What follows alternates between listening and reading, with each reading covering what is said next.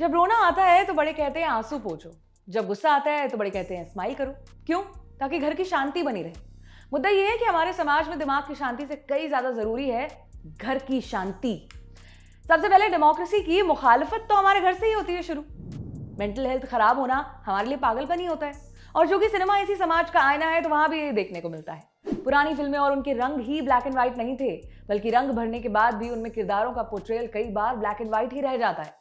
या तो किरदार शुद्ध बुद्धि वाला होगा, या फिर इनको तो कुछ दिमागी बीमारी है, या ये पागल है, या ये इनका मानसिक संतुलन जो है बिगड़ा हुआ है। ऐसे ही होंगे। फिल्मों में मेंटल हेल्थ से जुड़ी कोई भी बात या तकलीफ हो तो उसका इलाज दिखाते थे बस रिवेंज, बदला लेते ही संतुलन सुधर गया। याद है खिलौना मूवी, संजीव कुमार साहब की वो फिल्म जिसमें वो एक ऐसे ही किरदार को निभाते नजर आते हैं जिसकी मानसिक हालत ठीक नहीं है, और ये दर्शाने के लिए वो अजीब तरह से आंखें फाड़ते हैं, आवाज मॉड्यूलेट करते दिखते हैं। तब समाज जैसा मानता था, शायद फिल्मों में भी वैसा ही दिखाया जाता था। पुराना दौर था। पर्सनालिटी डिसऑर्डर पर बात करने वाली फिल्म भूल भुलैया में भी लेकिन राजपाल यादव का पोर्ट्रेयल ह्यूमर पर्पस के लिए ऐसा रखा गया है। याद करिए पानी वाला वो सीन, और अरे बेटी राधा कहां चली अपने गधे पर बैठकर वाला सीन। आप खूब हंसे थे ना उस पर, लेकिन ये एक इंसान की परेशानी थी जिसे हमने हंसकर बाकी समस्याओं की तरह इग्नोर कर दिया। सलमान खान की फिल्म क्योंकि में तो मेंटल असाइलम को भी सर्कस जैसा दिखाने का काम किया है, एकदम उल्टा काम। जो किसी बीमारी से परेशान है उसे कमरे में बंद करने और शॉक लगाने की धमकी देना ही फिल्मों में पागलपन का इलाज था। इसे इतना ड्रामेटाइज किया गया कि लोगों में ट्रीटमेंट को लेकर डर बैठ गया। सिर्फ फिल्में ही क्यों, आगरा और बरेली वाले चुटकुलों से हमने पूरा अपना बचपन निकाला है। सबने मेंटल हेल्थ और मेंटल इलनेस का मजाक उड़ाया है, गंभीरता से नहीं लिया। खैर, इन सब बातों के बावजूद कुछ ऐसी फिल्में थी और फिल्म मेकर्स भी जो अपना फर्ज नहीं भूले, पूरे कंपैशन के साथ ऐसे मुद्दों पर बात करने और सबको अवेयर करने का काम बखूबी किया। आज यानी 10 अक्टूबर को हम वर्ल्ड मेंटल हेल्थ डे के मौके पर ऐसी ही फिल्मों की एक लिस्ट लाए हैं जो किसी को ये तो पागल है नहीं कहती, बल्कि उनकी परेशानी बिना किसी तड़के के हमें दिखाती है। जो फिल्में कम और जनता के लिए लेसन ज्यादा है। नमस्कार, मैं हूं सोनाली, आप देख रहे हैं दी लल्लन टॉप। मेंटल हेल्थ पर बात करने वाली इन फिल्मों की लिस्ट में सबसे पहली है देवराई। शेष एक ऐसा आदमी जिसे अकेले रहना पसंद था, इंसानों से ज्यादा जंगल पसंद था। एक दिन शेष तूफान खड़ा कर देता है, सबके सामने तमाशा करता है।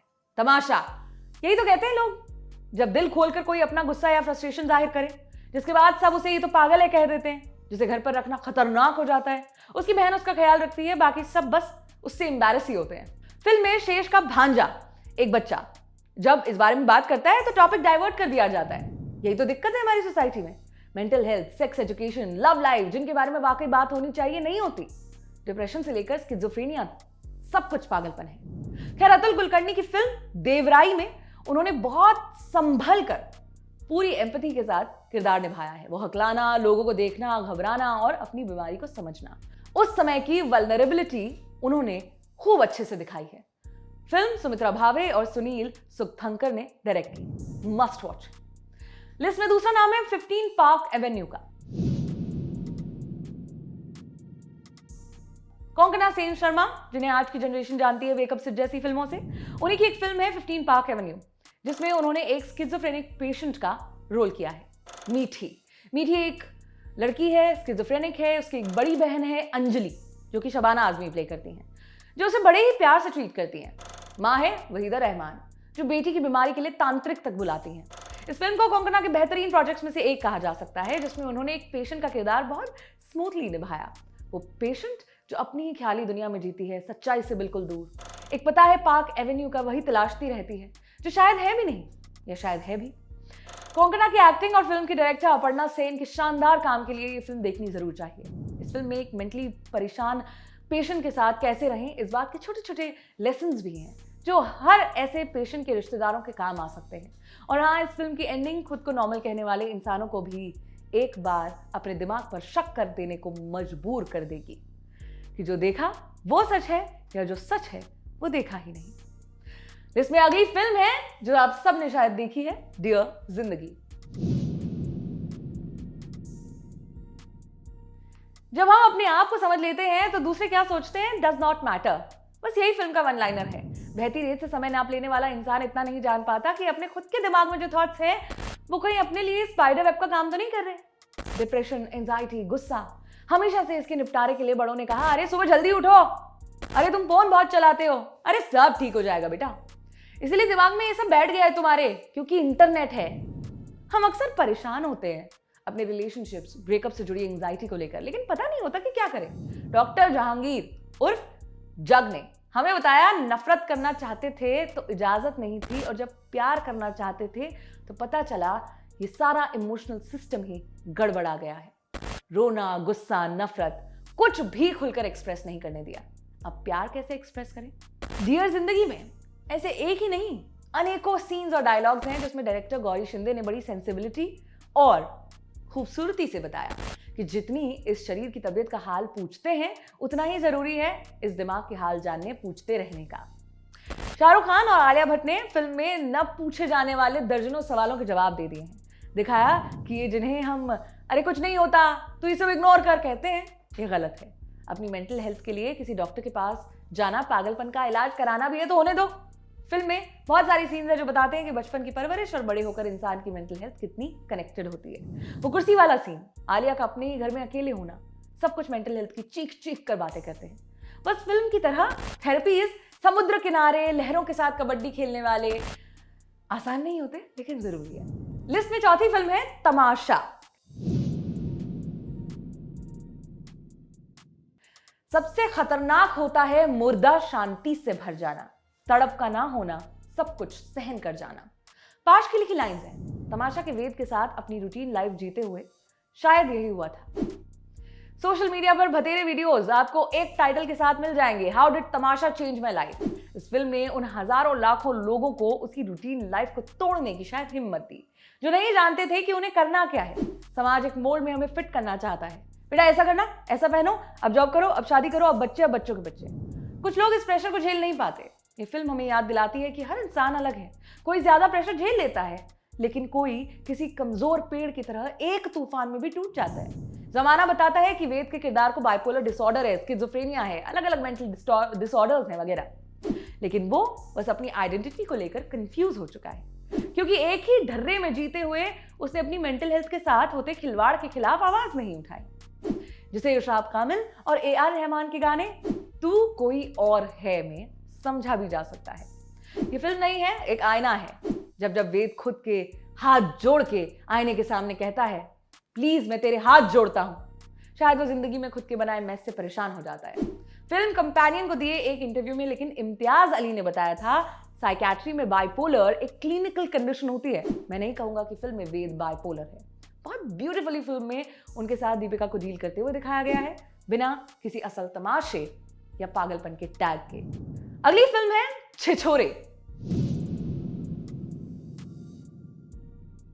सक्सेस के बाद का प्लान सबके पास है, लेकिन अगर फेल हो गए तो फेलियर से कैसे डील करना है कोई नहीं बताता। सुशांत सिंह राजपूत का यही डायलॉग छिछोरे फिल्म का सार दे देता है। एक बाप अपने बेटे के लिए कूल है, लेकिन कितना अंडरस्टैंडिंग है, इसका जवाब उस बच्चे के पास ही है शायद, जो बचपन से भारी बस्ते का बोझ अपने कंधों पर उठाते हैं और फिर लोगों के एक्सपेक्टेशंस के बोझ को ढोते हैं। वहीं बच्चों की मेंटल स्ट्रेंथ कितनी अफेक्टेड होती है, इस फिल्म ने हमें उसकी एक झलक दिखाई है। ये समझाया कि सुसाइडल थॉट्स हमेशा व्हाट्सएप पर डीपी गायब करके ही शो नहीं किए जाते। कोई डिप्रेस्ड या डरा हुआ इंसान जरूरी नहीं कि हमेशा चीख चीख कर अपने परेशानियां बताए। हमें एज ए सोसाइटी थोड़ा संवेदनशील होने की जरूरत है। लिस्ट में अगला नाम है अ डेथ इन द गंज का। विक्रांत मैसी, तिलोत्तमा सोम, कल्कि, रणवीर शौरी, ओमपुरी, तनुजा और हाँ जिम सर्भ भी ऐसी कास्ट हो तो फिल्म को शायद कोई मिस करना गलत ही समझेगा, स्पेशली तब जब डायरेक्टर का नाम हो कोंकणा सेन शर्मा। एक लड़का है शुट्टू जो अपने आप में रहता है, दोस्त बनाए भी कैसे, खुद से मनी मन लक्ष्य फिल्म के ऋतिक वाला सवाल पूछता है, मैं ऐसा क्यों। आसपास के लोग बुली करते रहते हैं, घर में पानी ला दो, बोतल भर दो जैसे इसे काम दिए जाते हैं, खेल में उसे पीट दिया जाता है। शुट्टू पढ़ाई में फेल हो रहा है, एक लड़की को पसंद करता है जो उसे बदले में पसंद नहीं करती। अपने पिता को खोने के बाद लाइफ की गाड़ी पटरी से उतर जाती है। रोज उन्हीं का एक पुराना स्वेटर पहनता है और उस सदमे से निकलना नहीं चाहता। मैकलुस्की गंज नाम की जगह है, 70 का दशक है। इंटरनेट पर अपना दुख या सवाल पोस्ट करने का भी कोई स्कोप नहीं था। छोटू की मेंटल हेल्थ पर इस सब का जो असर हुआ वो फिल्म ने बहुत सटीक तरीके से दिखाया। फिल्म में विक्रांत मैसी छोटू बने हैं और उन्हें देखने के बाद शायद आप जिंदगी में कभी किसी को बुली ना करें। उस पर आवाज ऊंची करने से भी पहले 10 बार सोचें। फिल्म की कहानी कोंकणा सेन शर्मा के पिता मुकुल शर्मा की एक कहानी पर बेस्ड है। दावा है कि यह फिल्म सत्य घटना पर आधारित है। इसी लिस्ट में 7वां नाम है #होम का। रीजनल सिनेमा आज के समय में ऐसा है जैसे किसी विदेश में रह रहे भारतीय को स्क्रैम्बल्ड एग्स और सुशी और बेगल के ढेर में ना स्वादिष्ट घर की दाल और रोटी मिल जाए। सच्चा और सिंपल। एक मलयालम फिल्म आई थी अगस्त 2021 में, होम। घर घर की कहानी बट नॉट लाइक कहानी घर घर की। करण गिल का एक स्टैंड अप याद है जिसमें वो बताते हैं कि पेरेंट्स को टेक्नोलॉजी समझाना कितना मुश्किल है। उसी के उलट इस फिल्म में आप देखते हैं कि वो जिन्होंने ब्लैक एंड व्हाइट टीवी को भी हैरान होकर देखा था, आज उस समय को पार करके टच क्लिक टेक्नोलॉजी समझने के लिए कितने जतन करते हैं। फिल्म में एक दादाजी हैं जिन्हें डेमेंशिया है। अपने समय में इंग्लिश से मलयालम ट्रांसलेशन का काम करते हैं और बच्चों के नाम ऑलिवर ट्विस्ट, मैरी पॉपिंस जैसे रखे थे। बेटे ऑलिवर ट्विस्ट पिता का बहुत ख्याल रखते हैं, उनकी बेड वेटिंग तक का ख्याल रखते हैं, लेकिन उन्हें अपने बेटे से ऐसा सेम प्यार नहीं मिल पाता। ऑलिवर ट्विस्ट का एक दोस्त है जिसे हर थोड़ी देर में अपनी जान का खतरा महसूस होता है, जिसे हम पैरानॉइड भी कहते हैं। उसी के लिए बीवी जी साइकोलॉजिस्ट के पास जाने की बात कहती है। कहने को मेंटल हेल्थ और थेरेपी सेशंस फिल्म का सब प्लॉट ही है, लेकिन फिल्म के प्रोड्यूसर विजय बाबू जब डॉक्टर फ्रैंकलिन साइकोलॉजिस्ट बनकर आते हैं, धीरे धीरे मेंटल हेल्थ को अफेक्ट करने वाली परेशानियों के धागे खुलते जाते हैं। कैसे साइकोलॉजिस्ट के पास पिता का जाना बेटे के लिए शर्म बन जाता है और आखिर में इससे डील कैसे करना है ये फिल्म सिखाती है। बहुत प्यारी फिल्म है। अगली फिल्म है इस लिस्ट में तारे जमीन पर। दुनिया में ऐसे ऐसे हीरे पैदा हुए हैं जिन्होंने दुनिया का नक्शा ही बदल दिया है, क्योंकि ये दुनिया को अपनी अलग नजर से देख पाए। एक बच्चा जो 3 और 8 अंग्रेजी के डी और बी का फर्क नहीं समझ पाता, जो पिता के लिए मेरी इज्जत डुबो के रहेगा वाला बेटा है। ईशान अवस्थी यानी कि दर्शील सफारी जो नजर आया तारे जमीन पर फिल्म में। हेमा मालिनी के एड वाला केंट आरओ वाटर भी जितना शुद्ध नहीं है ना, उससे ज्यादा शुद्ध होता है, साफ होता है एक बच्चे का मन। उस स्लेट की तरह उसका दिमाग है जिस पर चौक से जो भी लिख दिया जाए वो छप जाता है, मिटाने पर भी कुछ धुंधला सा रह ही जाता है। इस बच्चे के मन में भी कुछ ऐसी ही बातें हैं। पिता की एक्सपेक्टेशन से लेकर मां से बिछड़ने की परेशानी। सिर्फ बच्चे ही नहीं, फिल्म पेरेंट्स की मेंटल हेल्थ की भी एक झलक दिखाती है। जैसे हमेशा गुस्से में रहने वाला पिता जब अपने डिस्लेक्सिक बच्चे को एक पोस्टर पर लिखे शब्द पढ़ते देखता है तो उसकी आंखों में आंसू आ जाते हैं। कई बार किसी मंजिल का रास्ता हमें पता नहीं होता ना, तो हम क्या करते हैं, जीपीएस का सहारा लेते हैं। तो मानसिक हालात के सुधार के लिए भी किसी और की मदद क्यों ना ले सकते, जैसे इस फिल्म में ली गई थी राम शंकर निकुंभ यानी आमिर खान की। जैसा कि इस फिल्म में कहा गया था, ख्याल करना बहुत जरूरी है, इसमें इलाज की शक्ति है, एक मरहम है जिससे दर्द मिट जाता है। लिस्ट में अगला नाम है अनजाना अनजानी का। जब मन टूट जाता है तो एक गाना सबको हिम्मत जरूर देता है। खुद पे डाल तू नजर, हालातों से हार कर कहां चला रे, हाथ की लकीरों को मोड़ता मरोड़ता है हौसला रे, तू न जाने आसपास है खुदा। गाना है उस फिल्म का जिसमें 20 समथिंग लोग जिंदगी से हार मान लेते हैं, डिप्रेस्ड और सुसाइडल हो जाते हैं, अपनी जान लेने की तमाम कोशिशें करते हैं लेकिन मरते नहीं, हार नहीं मानते हैं फिर भी। अनजाना अनजानी, बहुत डिबेट्स होती हैं इस फिल्म पर। एक, कैसे 2 सुसाइडल लोगों की इस कंडीशन को रोमांटिसाइज करके दिखाया। 2, कम से कम लोगों के इस हार मानने वाले फेस पर रोशनी डाली गई बिना किसी ज्ञान के, प्रीची हुए। फिल्म 2 लोगों की कहानी है, आकाश जिसे एक्यूट स्ट्रेस डिसऑर्डर है और कियारा जिसे एडजस्टमेंट डिसऑर्डर है। इन्हें रणबीर कपूर और प्रियंका चोपड़ा ने प्ले किया। ये दोनों मिलते हैं, दोनों ही डिप्रेस हैं, जान लेने की आपस में कोशिश करते हैं, लेकिन दोनों की अकेली लाइफ में उन्हें एक ऐसा समझने वाला साथी मिल जाता है जिसके लिए life goes on worth it लगता है। और बस सार यही है कि किसी को ना कहना पड़े, बात कर ले मुझसे मेरे खालीपन। शायद हाँ, फिल्म में इस इशू को हैंडल करने के लिए थोड़ी और सिंसेरिटी का स्कोप जरूर था। लिस्ट में 10वां नाम है कासव। अक्सर सेमिनार्स और मीटिंग्स की थीम होती है डिप्रेशन, लेकिन डिप्रेशन क्या है भाई, ज्यादा मत सोच, ठीक हो जाएगा।